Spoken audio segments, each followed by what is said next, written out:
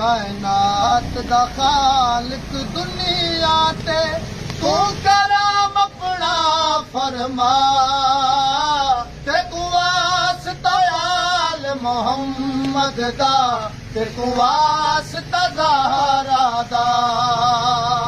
कायनात दा खालिक दुनिया ते तू करम अपना फरमा ते तू वास्ता आल मोहम्मद दा ते तू वास्ता ज़हरा दा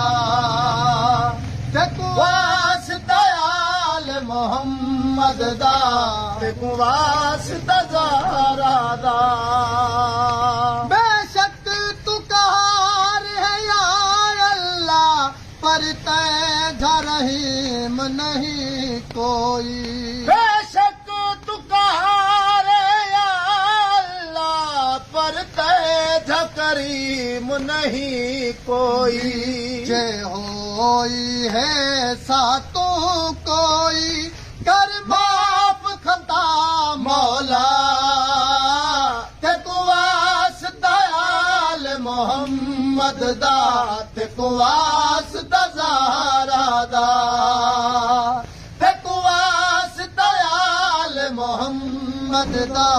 ते तू वास्ता ज़हरा दा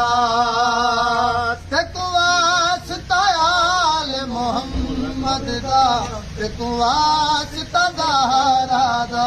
मखलूक परेशान होई है ई बारिश दे विच या अल्लाह मखलूक परेशान होई है ई बारिश दे विच या अल्लाह कोहराम बपा है हर पासू कर नजर करम अल्लाह ते तू वास्ता आल मोहम्मद दा ते तू वास्ता ज़हरा दा ते तू वास्ता आल मोहम्मद दा ते तू वास्ता ज़हरा दा कई घर उजड़े या अल्लाह कई वेड़े थी बर्बाद गए कई घर उजड़े या अल्लाह कई वेड़े थी बर्बाद गए हुण रहम चकर ई सिंधड़ी ते सदका अली अकबर दा ते तू वास्ता आल मोहम्मद दा ते तू वास्ता ज़हरा दा ते तू वास्ता आल मोहम्मद दा ते तू वास्ता ज़हरा दा कई घर उजड़े या अल्लाह कई वेड़े थी बर्बाद गए कई घर उजड़े या अल्लाह कई वेड़े थी बर्बाद गए हुण रहम चकर ई सिंधड़ी ते सदका अली अकबर दा ते तू वास्ता आल मोहम्मद दा ते तू वास्ता ज़हरा दा ते तू वास्ता आल मोहम्मद दा ते तू वास्ता ज़हरा दा ते तू वास्ता आल मोहम्मद दा ते तू वास्ता ज़हरा दा कायम नज़हूर होवे जल्दी है जगत नदीम दुआ सारी कायम नज़हूर होवे जल्दी है जगत नदीम दुआ सारी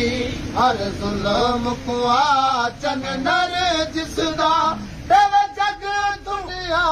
तू मिटा ते तू वास्ता आल मोहम्मद दा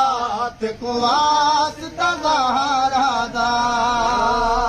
ते तू वास्ता आल मोहम्मद दा ते तू वास्ता ज़हरा दा कायम ज़हूर होवे जल्दी है जग जग दुनिया ते नदीम दुआ